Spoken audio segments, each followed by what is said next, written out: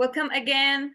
So my name is Raushan. I am a Palestinian intern at Nonviolence International, joining you from Amman, Jordan. Welcome everyone to our webinar, the Kuttab Brothers debate, the future of Palestine, where we are now and where we are going.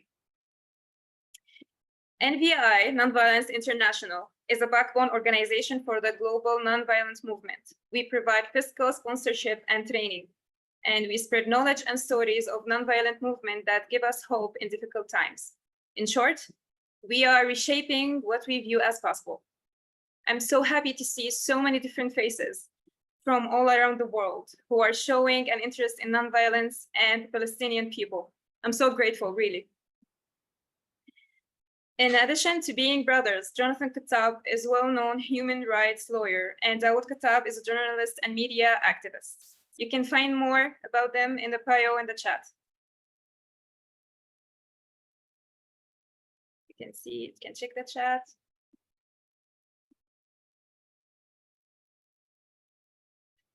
This is going to be an open discussion between the two brothers. As we start,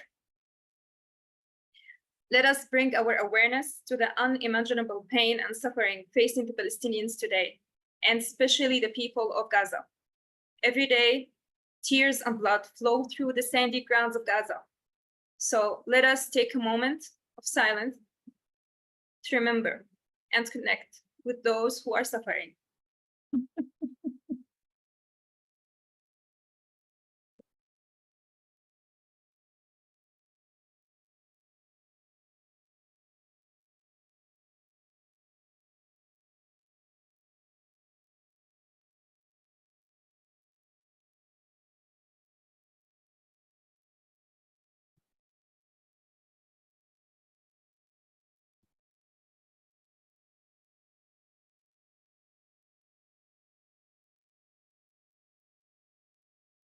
Thank you. So to begin, I will start by asking Jonathan first, and then Dawood, to share each for 5 minutes their view and their assessment of the Palestinian situation today, focusing on the internal challenges and opportunities faced by Palestinians, faced today by Palestinians. Please, Dawood and Jonathan. Well, as the older brother, I get the privilege of going first, I suppose. But before I do, I must say that it almost feels surrealistic, almost a luxury, but a necessary one to look at the broader picture. We are all so deeply touched and moved and really saddened by what is happening in Gaza, as well as in the West Bank and on the inside. We are living through a historic moment. And it is a moment of suffering, pain, destruction,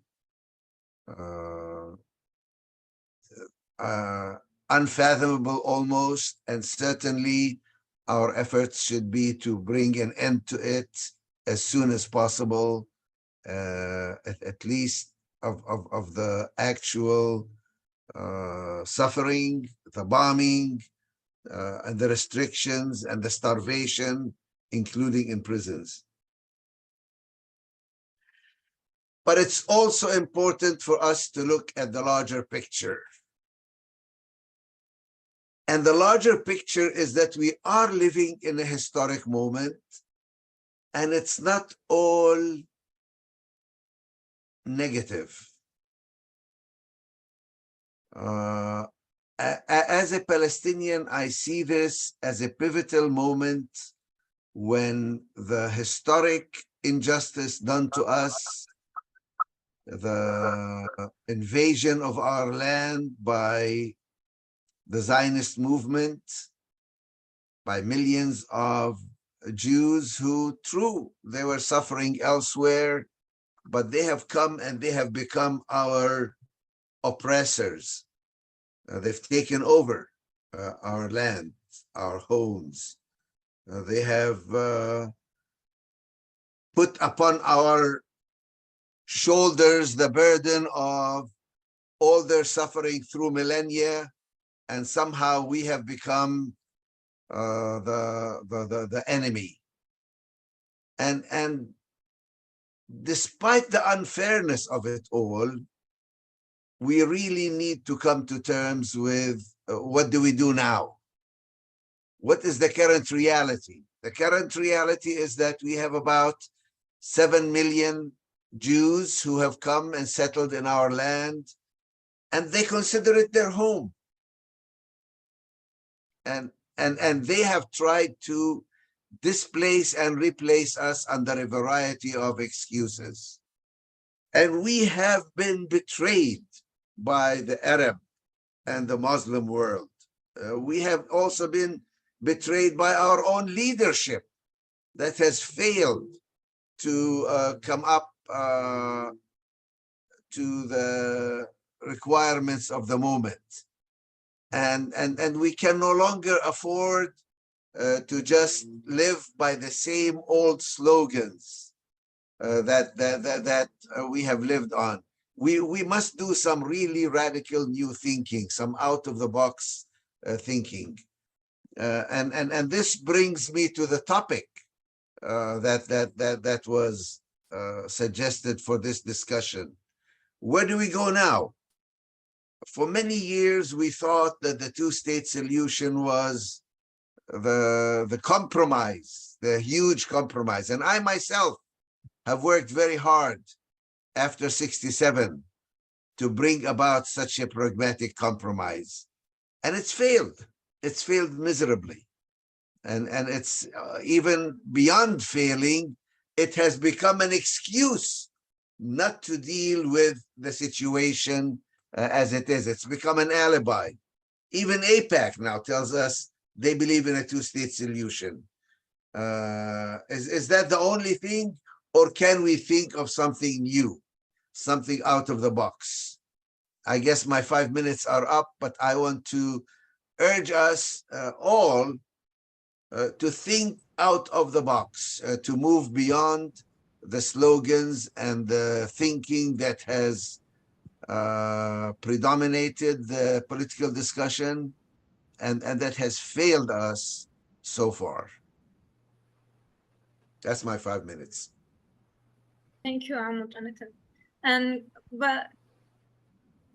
Amu Dawood, what do you think about what just Jonathan said? Well, I don't disagree with much of what he said. In fact, we agree on many issues. I think the issue that we should be talking about, obviously, is that we're all pained by what is happening in Gaza, what's happening in the West Bank, what is happening around the world, in that some people have become numb. Some people have lost their humanity. Many people have lost their sense of support for Palestinian, for human rights.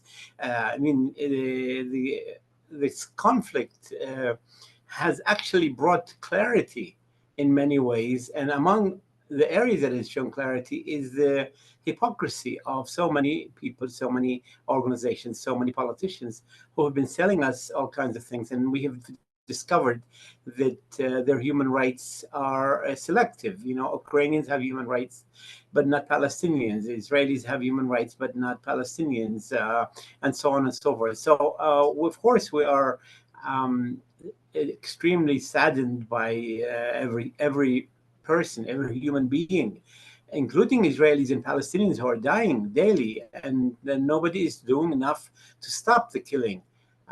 So this is painful, but as Jonathan said, that the pain has actually helped illuminate the situation, and I think we are much more clear now of where we're at. We know that the occupation is not going to last. We all agree on the need to end the occupation. We all agree that 57 years of occupation is not acceptable. 75 years of living under in refugees camps and not being allowed to return to your homeland is unacceptable. 17 years of living under an illegal siege is not acceptable. We know now what is unacceptable, but how are we going to move to the next step is obviously a big question. But I think we have now much better clarity. We have much better clarity also on the Israelis, and the Israelis themselves. For the time being, the peace camp seems to have fallen apart, and the Israelis' so-called democracy has totally been, decimated. And we are trying to figure out where we're at. Now, of course, we are extremely humbled by the international reaction. We're humbled by students who are willing to, invest in their parents' money to go to Ivy League schools, who stood up for Palestinian rights. This, I think, of all the things that have happened around the world, the fact that students who have no connection with Palestine stood up for Palestinian rights, not because of they like us or don't like us, because they realize that there is injustice going on, and they know that injustice in one place means that there will be injustice in other places. So we are in a very critical period, and the two-state solution is not dead. In fact, I think, more alive than ever before. Now we are translating the two-state solution into action. We're getting countries to recognize the Palestinian state. We're saying even people who have always opposed Palestinian state are realizing now that this is a compromise that is livable. It's some kind of a compromise. In fact, some of my best friends who were one state are people saying after October 7th, we no longer are interested in this one state idea. We not necessarily want to live. We don't trust the Israelis. We want to have our own sovereign state. So we will get into this and maybe in depth in later stage. But I think what I would say we know now is that there is much better clarity on where we are, clarity where the world is, clarity where different countries are. Even the European Union is divided. Spain supports Palestine, and Germany is opposed to us, and the UK is somewhere else, and Belgium was supporting us, and then they stopped supporting us. So we're starting to force people to stand up for right and see whether politics is normal as every day, or they're actually going to stand up for what is right. And this is a challenge. It's a big challenge. And to me, it's not about two states or one state. I don't think that's the problem right now. I think the problem right now, and what I am sure Jonathan and I agree on, is that our number one goal is to end the suffering and end the occupation. What happens next? Maybe we need 5 minutes of a Palestinian state, and then we might want a one state, or maybe we want a confederation. Maybe we want a three-way confederation with Jordan and Israel and Palestine. We don't know. But I think right now we know what we want is the end of occupation. Well, if I may respond to that, I think that you are reading the map incorrectly. I don't think there is more support for the two-state solution now. I think there is less support for the two-state. And let's remember what the two-state solution was. It was a huge compromise that was first suggested after 1967, when people thought we will take a mini state in 22% of Palestine. Since we cannot liberate all of Palestine, we just have to accept the reality, and it's a compromise. It's not the goal. A Palestinian state is not the goal of Palestinian nationalism. It's the compromise we were willing to make. And I believed in it. I worked for it. And it was the other side who undermined that compromise consistently by their settlement project, by creating new realities on the ground, by moving 700,000 Israeli Jews into what was supposed to become a Palestinian state, by creating structures that undermined the very possibility of a Palestinian state. So now we have to go back to the drawing board. We have to ask, what is this idea of a Jewish state or a Palestinian Arab state? Is it possible to have a Jewish state in the 21st century? What does that do to the rights of non-Jews? What is Zionism all about? These are the questions that need to be asked now. And in many ways, the two-state language or paradigm sidesteps the issues, avoids dealing with the discrimination, the racism, the Jewish supremacy that's inherent in the idea of a Jewish state in Palestine. And somehow we were, sorry. Oh, thank you. No, sorry. One more sentence. Somehow yes, we were made to think that the compromise we wanted, the Palestinian state and a mini state, becomes the goal rather than a compromise for all of Palestine. Sorry. Yeah, I mean, this discussion is not. Sorry. Actually, my question is directly to the compromise idea. So this peace process and all of these compromising, why has not the Palestinian leadership seen or declared this by now, that this peace process has failed? Why the Palestinian leadership hasn't till now declared this or admit that it's failing? Till this day, so many failure after failures. Yeah, I mean, I think we have to differentiate between goals. And this question is for both of you, and because especially that Jonathan was very talking a lot about compromising, so it's also for I understand, and I as I was saying, this discussion is going on at our dinner table almost every day, including with my adult children. So it's not new to me, and my children all say, you know, you're old-fashioned, and you know we can wait. And the question is, can we wait? Can we wait for Jonathan's idea and other people's idea another 30, 40, 50 years? I say we can't wait. We don't need to wait. We shouldn't wait. We need to start where we can, and then from there take on. So his book, which is on my, it says beyond the two-state solution. So we need to get to the two-state solution, and then we go to the one-state solution. What is the problem right now? We don't have, and my learned brother, who's an international lawyer, knows that we have a big problem in the status of the West Bank and Gaza.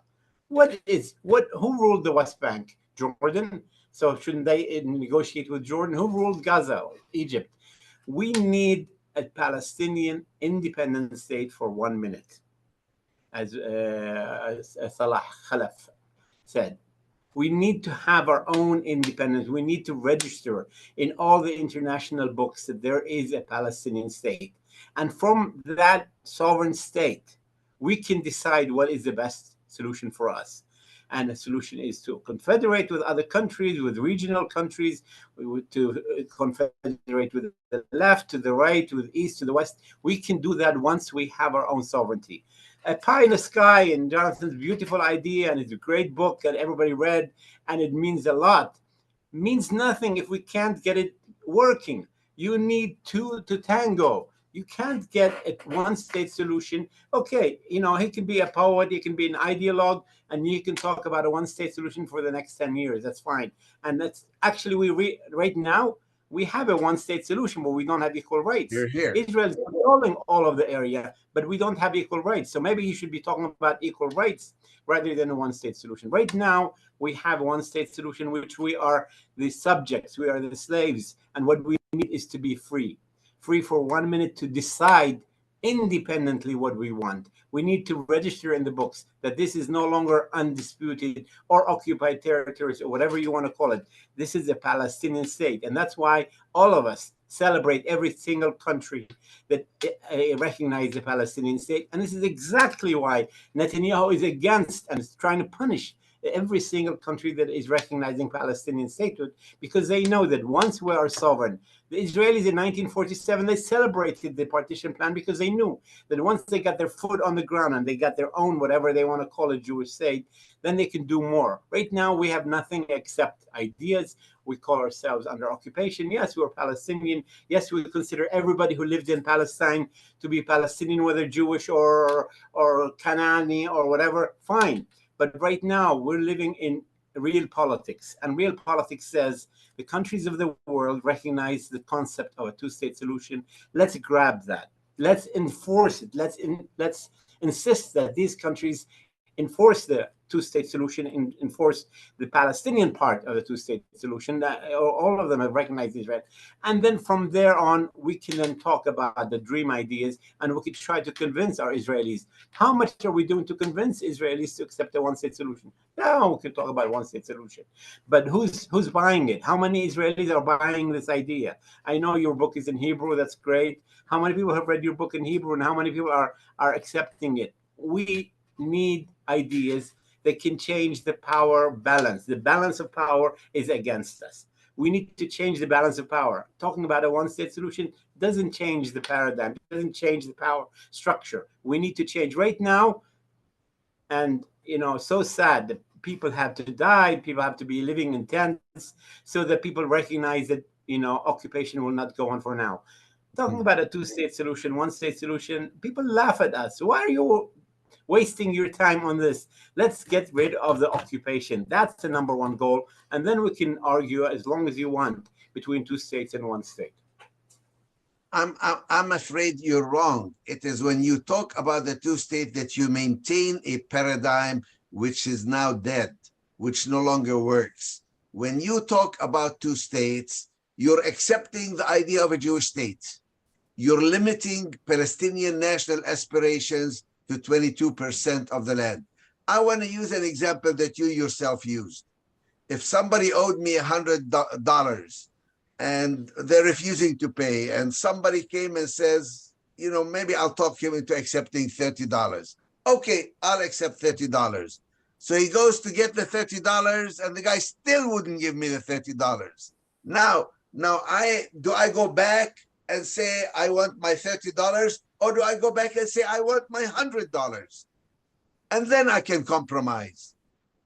But what has happened is that the two-state language has limited Palestinian aspirations to 22% of Palestine, has limited our critique of Zionism and a Jewish state, has cut out 2 million of our people who are citizens of Israel as if they're not part of the Palestinian people anymore, has pretty much sidelined the whole issue of the right of return.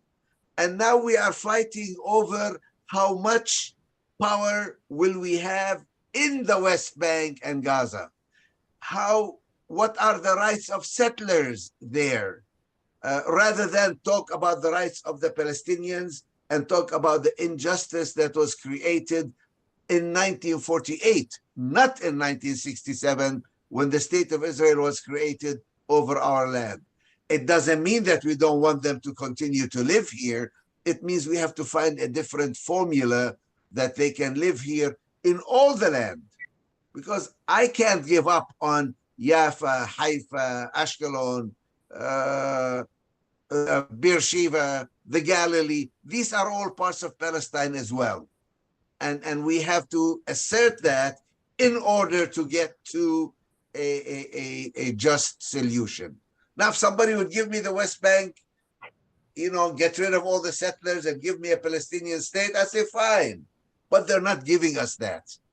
And you are asking for us to fight for a portion of our rights rather than demand all our rights and then settle for something different. Sorry to interject. I just want to say hello to everybody. This is Rashid Al-Banna. And just one thing, Brother Jonathan, how are you? And also you, Dawood. Wonderful to see you, brothers, and doing the great work for us. But one thing, Jonathan, I have to say, they're not going to give us a state. We have to take it by force. And the force could be a nonviolent force or a mixture of forces, which has always been my opinion. But that's just one point I wanted to make. Continue. I'm sorry for the interruption. Yeah. Thank you, Rashid. But Wait, please, your questions can be after as we started and we declared that the questions and the comments can be after the debate. Thank you. Thank you. Nobody's going to give us anything, I agree. But if I have to fight and if I have to defeat the state of Israel to get my rights, I'm not going to stop at the 67 border. I am going to ask for all my rights, and I'm willing to compromise. But the compromise has to be different. It's no longer a geographic compromise where I get 22% and give up on the rest of Palestine. I want to compromise by saying I'm willing to live with 7 million Jews in Palestine. Whether it's in Israel or in the West Bank, they are part of the same country. We can no longer, this artificial line that occurred in 1967 is no longer a line. And young people don't know it as a line. Young people only know that Zionism has taken over their country and has taken away their rights. And young people today are no longer stuck in Oslo. Every time I speak, I have to apologize because I was part of the legal team that negotiated the Oslo agreement. And I have to apologize and say, look, we thought that this would lead to a Palestinian state. It didn't. It led to a permanent occupation of our lands. Thank you, Jonathan. I have a question for Dawood. Clearly, there is an agreement that priority is ending the injustice and occupation. What is needed for this to happen now in the face of this fascist system? Well, first of all, I think it's very healthy that we have different opinions. In the past, the Israelis had a variety of opinions, but then they all agreed on whatever the leadership wanted to do. And we always had a single opinion. So the idea that we have different opinions and people have different thoughts, that's fine, as long as we don't use the differences to waste our energy. Our energy should be put into the areas that we can actually produce results. And to produce results, we need to end the occupation. That should be our goal. That it does not have to be our final, one of the things that the Israelis always said was that they wanted a peace agreement where number one clause is this is the end of the difference. We're not going to sign that. We cannot sign that this is the end of our differences. We have to have our sovereign state, and then we can work with the Israelis or with the international community on how better to improve our relationship, how better we can transfer people, we can move around, be able to pray in Al-Aqsa and in the Church of the Holy Sepulchre. We need to have that access. We need to have the freedom to make our own decisions. But I don't think this is what is holding us up. I don't think the disagreement between Jonathan and I is what is holding up the end of the occupation. It's the fact that the Israelis are powerful in their media campaign. I mean, I'm a media person. In 9 months, not a single foreign journalist has entered into Gaza. Not a war in the world has happened when there was no journalists. So the Israelis have, with their military might and with the acquiescence of the international community, including the international press, which doesn't say every time they write a story or broadcast a story on television that our journalists were not allowed into Gaza. So they left us freelance Palestinian journalists to get killed by the Israelis, and they control the narrative. So Jonathan's idea is great, but we don't have the ability to control and to change the narrative. He can say what he wants, I can say what I want, but right now our goal is to end the occupation. If we don't end the occupation and we don't get enough Israelis on board to whatever ideas that Jonathan has, it's a waste of our energy. I don't mind that we talk about a one state. I'm for a one state solution, but I just don't see that as being something that is practical with the balance of power not in our favor. It's fine to have it as a theoretical idea. It's fine to write a book about it. It's fine to work out all the details of how it will work out. That's all great. But that doesn't mean that we are stuck with giving up the idea of an independent Palestinian state. That is going to be our anchor. We need to be anchored somewhere. Right now, we're anchored in Washington and Amman and Ramallah, in Nablus, and we don't have any anchors in Gaza. We need to have an anchor. And the two-state solution gives us that anchor. Thank you, Dawood. So, Jonathan, I see that Dawood said power dynamics and media that affecting the solution. But what do you think? How can we move forward, like to end this? Well, situation? I think Dawood is right that we don't have right now the power to create either a one-state or a two-state solution. There is a power imbalance. We need to bring in outside forces as well as work on internal forces to change the situation. I'm saying that the direction that these forces have to go needs to be fundamentally different from what it was so far. So far, everybody talks a language of two states, but the reality is there's only one state on the ground.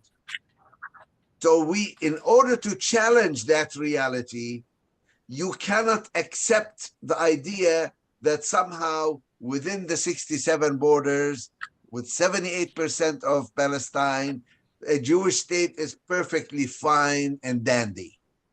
You must challenge the very basis on which that thing is based. You must say, I want equality. You must say that the very concept of a Jewish state or a Christian state, or for that state, a Muslim state, is wrong. That people are human beings. They need to live together in a single, especially when you have so many differences, ethnic and religious and language differences. They need to find a formula that accepts and encompasses rather than divides and separates. Right now, Zionism is perfectly happy with the idea of a Jewish state. And then they say Gaza is a hostile territory. So they're treating it as a separate state, but they're not giving it sovereignty. They're not giving it independence. They're giving it all the burdens and responsibilities of a separate entity, but none of the rights and privileges and authority of a state. Israel's treating Gaza as a separate state. We were attacked by Gaza. We are attacking Gaza. We want to withdraw from Gaza, but we want control over Gaza. Because this fits within the idea of two states. You have your state, you messed up.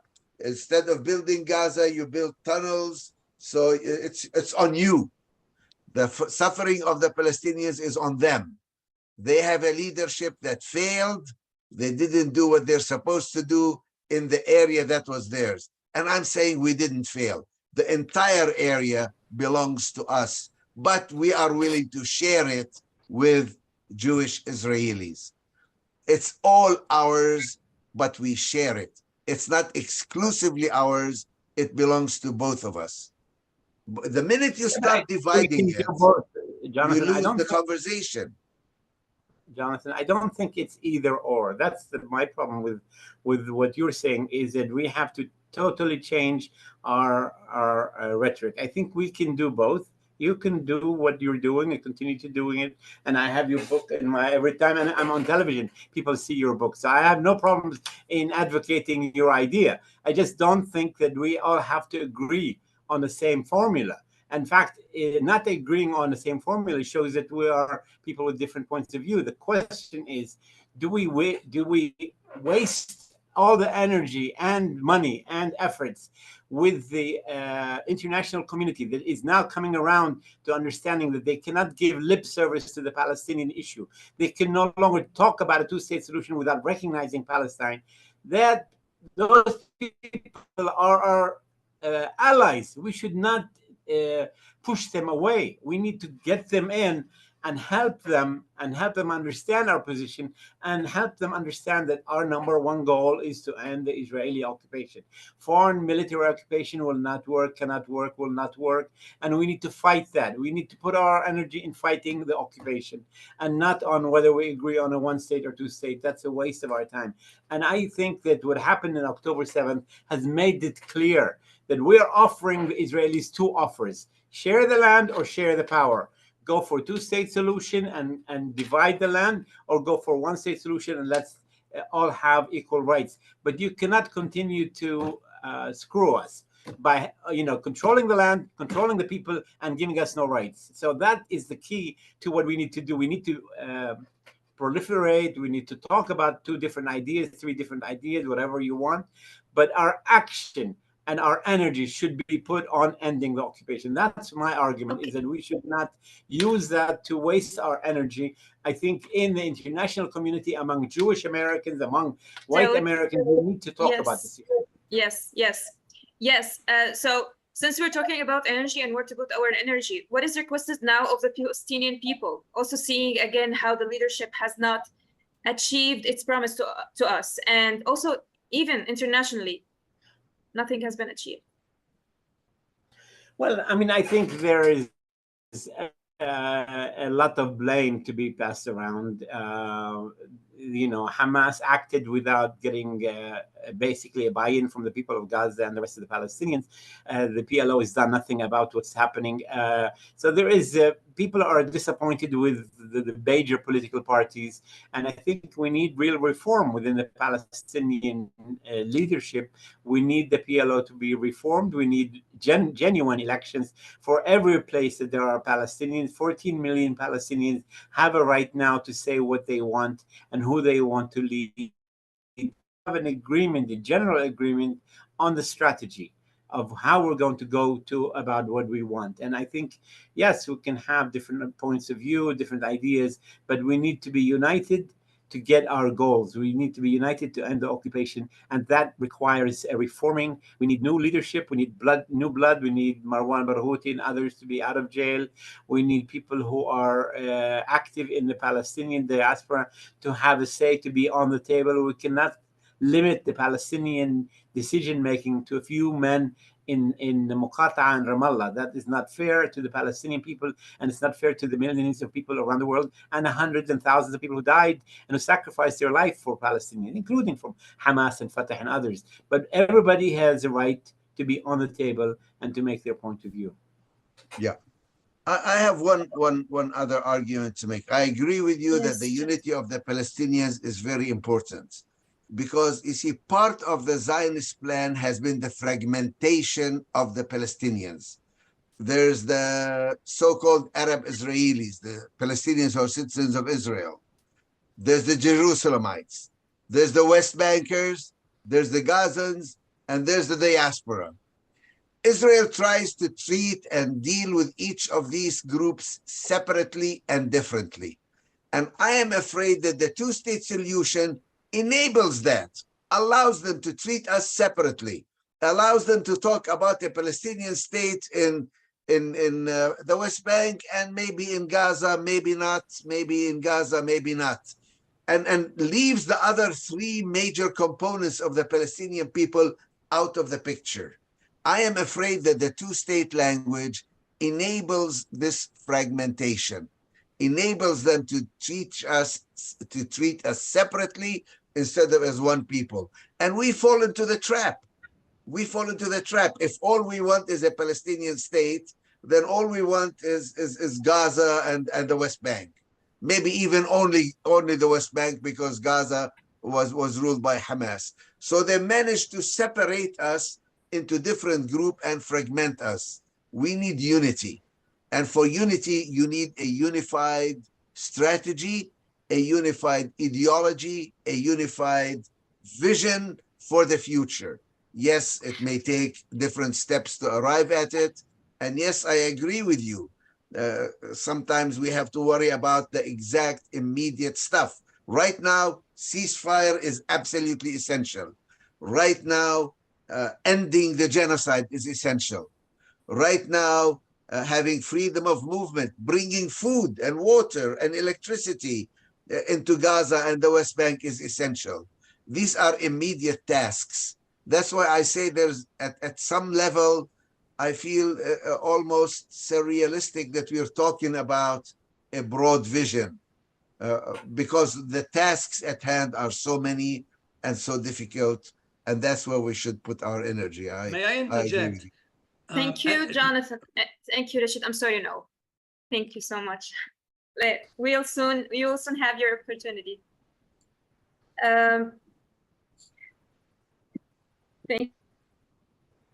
Thank you, Jonathan. Thank you, Dawood. I can listen for you too, like for hours. This debate really awakened my curiosity, and I'm sure everybody else.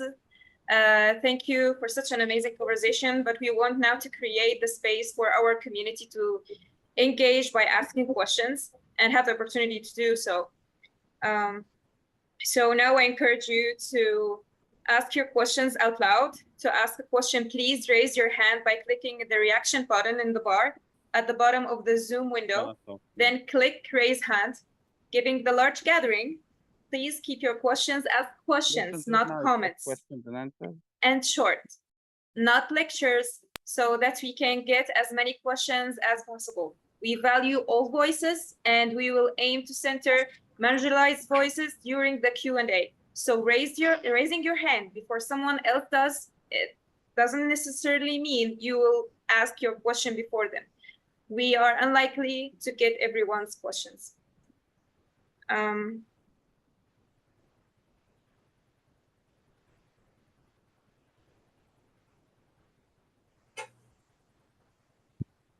Please, I need to see all of you. So it's gonna take a moment of me.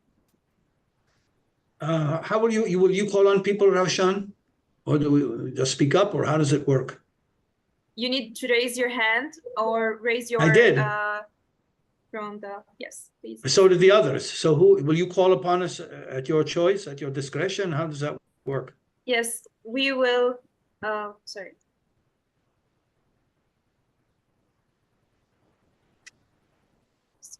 Because I need to see you all. I haven't.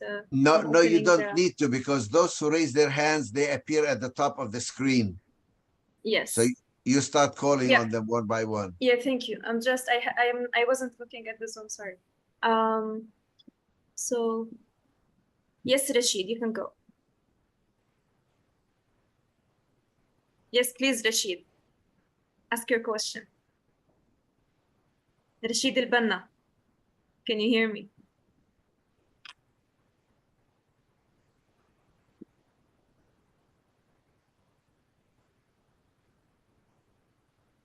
Unmute. I think, Rashid, you are muted. If you need to go, you need to unmute. All right. Are you calling upon me to ask my question? Yes, I've been calling. Thank you. Thank you. Yeah, it is obvious that we are fighting a national liberation war, a anti-colonial war. The existing Ahzab parties, which principally was Fatah and then Hamas and the Sha'abiyya, the Popular Front, they are part of the problem, not part of the solution. And to reform the PLO, which is dominated for a long time by Fatah, how do we push these thugs out of the way to create new leadership from the ground up? This is the only solution. How would you propose, either one of you can answer, either Jonathan or Dawood, how do we reform a PLO which is dominated by a capitulationist, collaborationist force like Al-Fatah that controls the PLO, and then even Hamas? I mean, we Palestinians actually suffer from three tyrannies. We have the big one, obviously, the Zionist state of Israel, and then we have the two smaller ones, Fatah controlling the PA and Hamas controlling the situation in Gaza. How do we push all that aside and create a new leadership which will unite the country under, and I confess, two states is beside the point. It's physically impossible. No state that's fractured into two separate pieces has ever succeeded. Look at Pakistan, East and West. It failed. So for that reason alone, it's not going to work. So how do we create a new leadership, reform the PLO? Please answer that question, brothers, if you don't mind. Should we answer, or should we give a chance for more questions? Yes. Yeah, you can ask. You can answer, sorry. Thank you, Rashid, for your question. Yeah, I'm classical, and I think that reforming the PLO has the ability to resolve the problem. Of course, right now, Fatah is controlling the PLO and has basically marginalized the PLO and made it part of the PA, Palestinian Authority. So what we need is for the PLO to actually live up to its own convention, own code and our own internal, and the PLO represents all 14 million Palestinians. We just need to kind of, in every location, that Palestinians are, to choose and elect their representatives. In this way, basically, the Palestinians in the West Bank and Gaza are the minority, not the majority.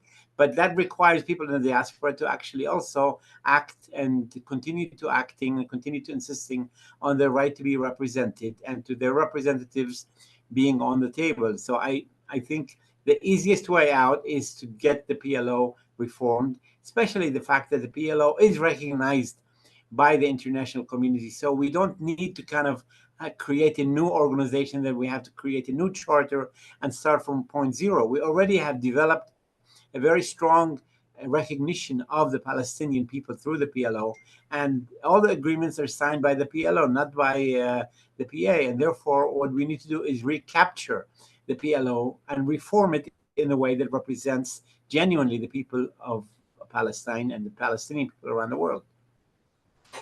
I agree.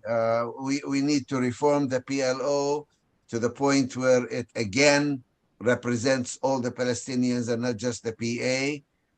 But if it fails to do that, then we have to replace it with some other organization. I mean, the creation of the PLO was a huge thing. It was done even when Palestinians were totally fragmented geographically, and it tried very genuinely to be democratic and representative. If that can be done again, if Hamas can be incorporated within the PLO, if genuinely democratic procedures are used to make the PLO genuinely representative, I think that would be the best thing. Thank you. Now we're gonna choose someone else. Len Robinson, can go and ask your question, please. Thank you. I have been listening and wondering why the topic of the huge superpower, the United States, doesn't come up. I don't think that Israel is necessarily the one that you need to negotiate with. It's the United States, because the United States is the most powerful country in the world, the wealthiest, the biggest military, and the United States has this ironclad commitment to Israel. So somebody mentioned the need to bring in outside forces. You know, do you have an opinion about who those forces are that can be allied with the Palestinians? Is it a matter of shifting the US policy, or are there other forces that you can align with? Because the PLO and Hamas, none of these groups are going to be able to do anything. They're going to be corrupted by the superpowers, no matter who you elect. Good point. A quick answer. Thank you for your question. Quick answer. The United States can be a very, very important part of the equation. Right now, they're part of the problem. If we can make them part of the solution, that will definitely be helpful, because Israel clearly cannot do much without massive support from the United States.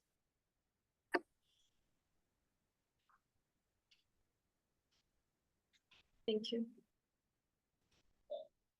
Alex? Awad? The question is for both Jonathan and Dawood. After 8 months of Israel's brutal massacres and genocide in Gaza, has the PA, Palestinian Authority in Ramallah, changed its attitude towards Hamas, where if there is a ceasefire, would there be a reconciliation?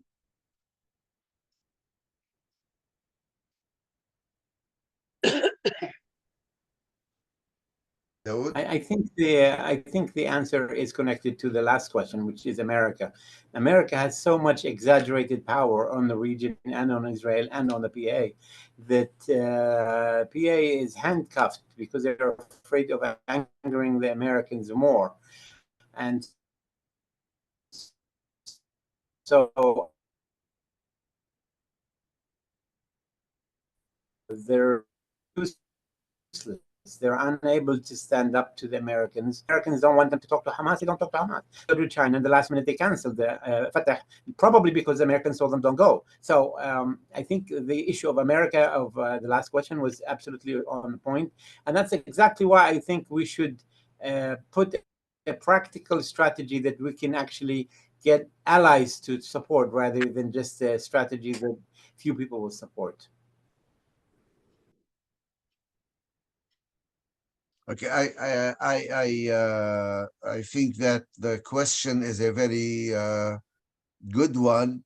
The problem is that Israel, with the help of America, has demonized Hamas to the point that they have prohibited, as Daoud said, the Fatah and the PLO from dealing with Hamas.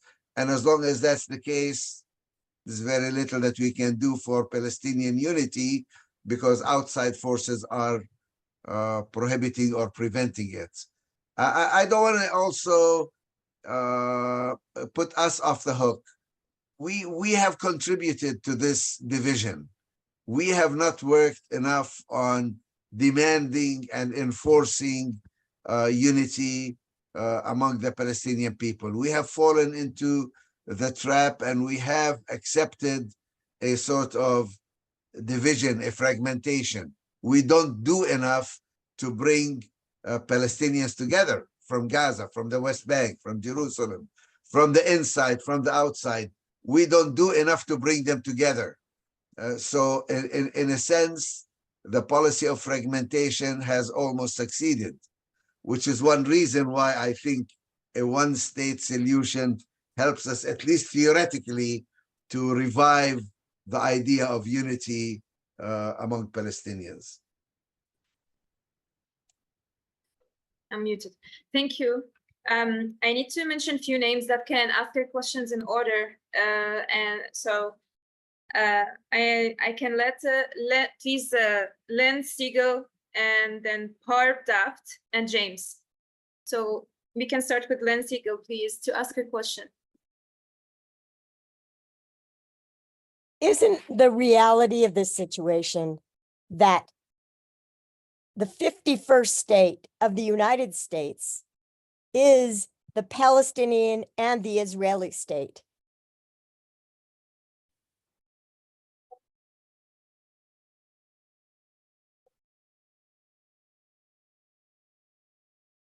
Barb? Do we lose her?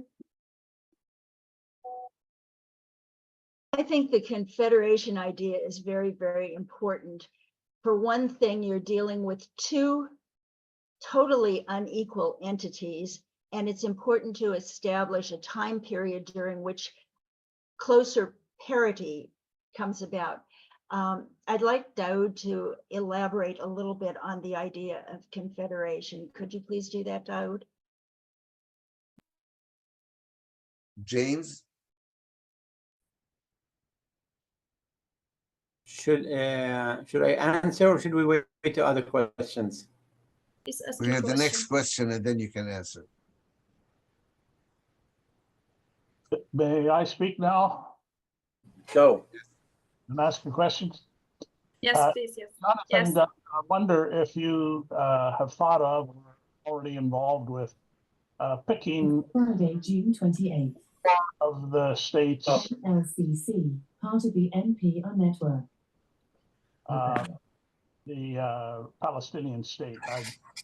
That might have been countries, for example, in Europe that have been, as Europeans, supporting Palestinians, and finding a way to maybe at first just quietly behind the scenes, but eventually in maybe public conversations, to find a way to discuss with them many of the things you just brought up, to see what they think of it, whether in fact they would be buying into that, discussing the process of how to get there, the idea of confederation. I'm from the United States, and I think the United States is part of the problem right now, not part of the solution.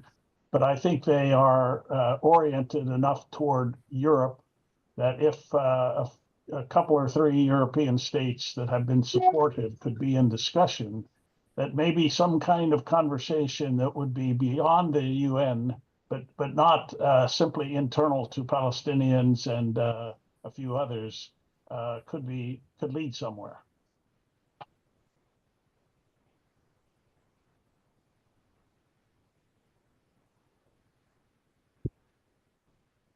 Daoud, you want to answer?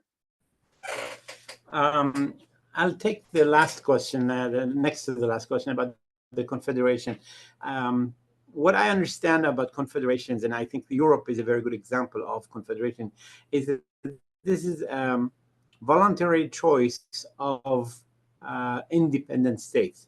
So the idea of a confederation does not start until you have an independent state, whether it's for 5 minutes or for 5 weeks or 5 months or 5 years.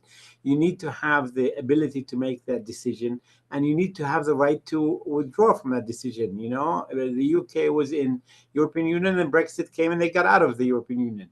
You have to have the ability to enter and to leave the confederation. And again, it has to be a sovereign decision by an independent country. Once you have that in mind, of course, we need to have confederation because we have relatives in Nazareth. We want to see them, and we might want to work in Nazareth, and they might want to work in Bethlehem, and maybe we might do a joint project, whatever. So we need to have, and right now everybody's using the same currency, which is the Israeli shekel. So there are many reasons why you might want a confederation, but it cannot be instead of a Palestinian state. And this is why some people talk about it in the idea that this would be some type of autonomy, or you get some rights but not all rights, and so on. It cannot be that. It has to be a genuinely independent sovereign state where you would decide what you want and on what terms you want to have the confederation, and you have the right to withdraw from that confederation. Yeah, the idea of confederation is an interesting stepping stone between two states and one state. And the more we discuss this, and the more I'm listening to your comments and comments in the chat box, the more I am thinking that there are some concrete steps that need to be taken. One of them is freedom of movement. Palestinians should be allowed to freely move from the West Bank into the Galilee, into Gaza. So freedom of movement is essential for any solution, one state, two state, or no state. Israel is preventing Gazans from even moving within Gaza, from the south to the north.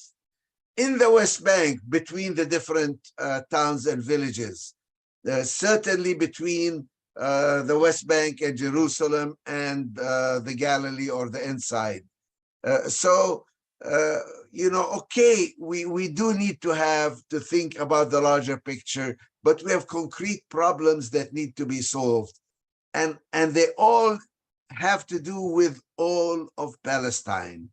The Palestinian people are under an oppressive regime of apartheid, and are facing genocide, and are facing a supremacy ideology that says this is just for Jews and not for non-Jews. And we need to respond to that. And we need to respond to that with a clear view that Palestine is, there's a Palestinian people, there's a Palestinian land. Yes, we are willing to share it with Jews who have come and are living there, but it has to be on the basis of equality and freedom rather than domination by one group over the others. In a way, as Daoud said, we already have one state. The question is, what kind of state is it?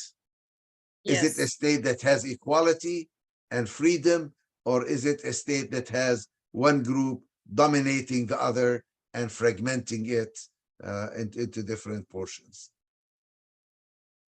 Thank you, Jonathan. And I'd like to ask Ammo Mubarak, who just joined us, to give his comments or question. Mubarak Awad. Unmute. Yes. Thank you so much.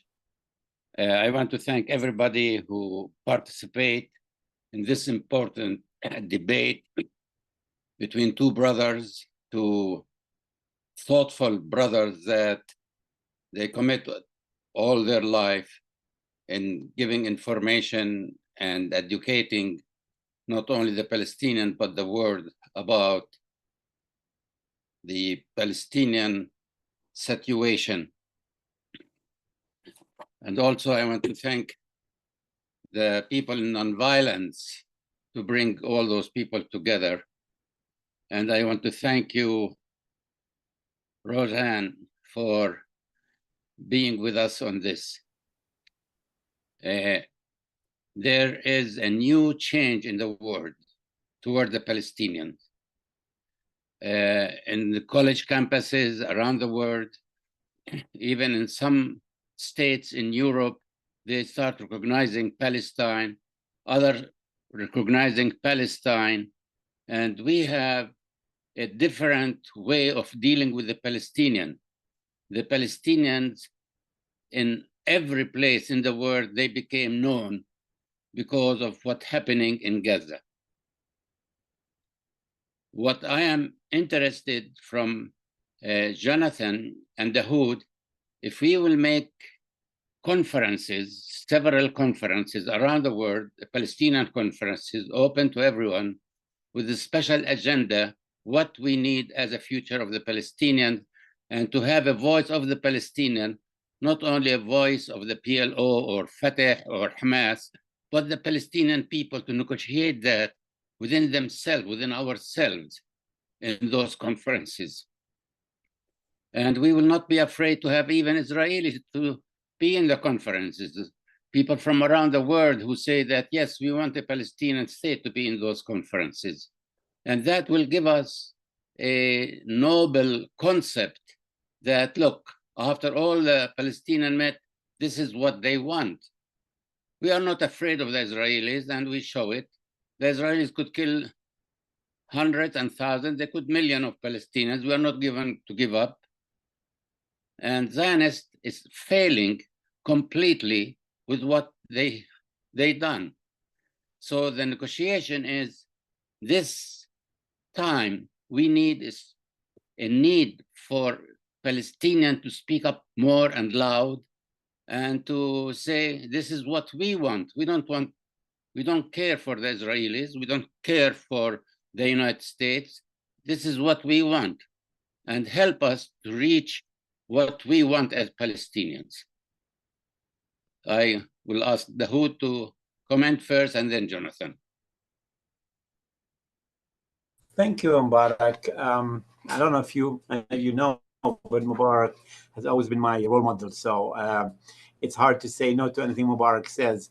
But I'm happy to participate in any way that can help move the process. I'm happy to be involved in a discussion that is firmly based on the ground on the rights of people and on the human rights of Palestinians, and on the need to move out of the genocidal cycle we're in now. We need to move the needle by giving people the right to freedom, and any process or any mechanism that can help move the process, I'm willing to be part of it. Yeah, same here, but I would also want to put a huge emphasis again on nonviolence. I think if anything has been proven in the last 8 or 9 months, is that violence is not the answer, is that military power is not going to achieve a solution, that all with every possible military advantage, Israel has not been able to achieve security or to achieve its results. There was always enough Palestinian resistance to make it impossible for Israel to achieve its goals. On the other hand, violence hasn't achieved liberation for the Palestinians either. With all our attempts at armed resistance, we have not been able to liberate really ourselves. So we really need somebody to think out of the box, to think beyond weapons, beyond violence, beyond killing and destruction, and find a solution that addresses the needs of both parties. That is why my idea of a one-state solution is based not on power. It's based on trying to get people to live together, trying to think out of the box, trying to think of a process that gives Israeli Jews what they want and gives Palestinian Arabs what they need also, but doesn't give either side the rights of exclusivity or domination or power over the others. Thank you, Jonathan, Dawood, and Amu Mubarak. I'm gonna say sorry for all the people that didn't get the chance to ask the questions as we are running out of time. And to ask you, Jonathan and Dawood, if you have any final comments before we start to finish this debate.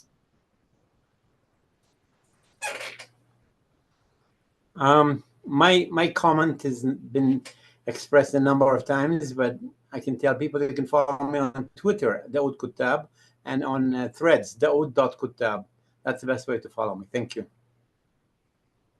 We can also recommend that people can get Jonathan's book, Beyond the Two-State Solution, from the link that we're going to drop now in the chat also. Yes. Thank you all. Thank you. Yeah. Yes, Jonathan, please. Well, I wanted to end on that positive note that despite all the suffering and despite the really horrible situation we find ourselves in, I am not terribly optimistic in the short term, but I am full of hope. It is possible to imagine a different future for both Israelis and Palestinians, and a future that's not built on separation and not built on enmity and not built on walls and not built on keeping out the other people, but on living together. It is possible. We cannot give up on our faith in human dignity and human rights and ultimately coexistence. Thank you. Can I just say Very something? true. briefly? Thank you. Words of wisdom. I'm sorry. Maybe we can share our last words in the chat, or maybe comments. That would be more convenient. And I'd like to thank you all for joining us today, for your commitment to nonviolence. We all need you.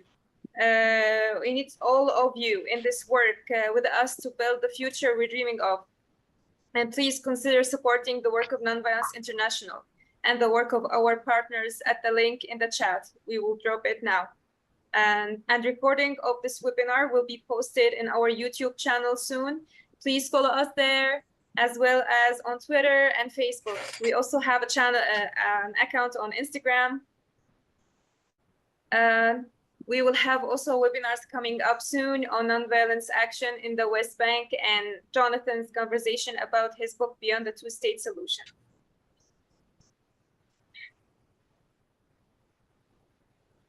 And thanks to all of you. Do not give up on us. Keep fighting for genuine peace, nonviolence, equality, and justice. Yes, as Jonathan said, it is possible. It is possible, and we can all see it by the steadfast, as we say it in Arabic, sumud of the Palestinian people tells us all that it is possible. Freedom is possible. I will say let's all greet each other by shaking hands or say goodbye to each other, and God bless everybody.